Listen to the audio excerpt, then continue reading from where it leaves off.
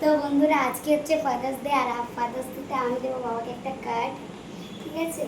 তো এই কাজে সাহায্য করেছে আমার বেস্টি, এই যে স্কুলের বেস্ট ফ্রেন্ড। আই করে দেখতে লজ্জা পাই খুব। বাবা হ্যাপি ফাদার্স ডে। আমি তো আজ রানি ঠিক হ্যাপি ফাদার্স ডে।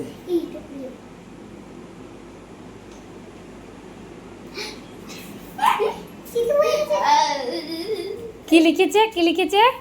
আমার বাবা আমাকে খুব ভালোবাসে, আমিও আমার বাবাকে ভালোবাসি। আমার বাবাকে আমি যাই বলি তাই এনে দেই। I love you papa, my papa is the best, happy father's day.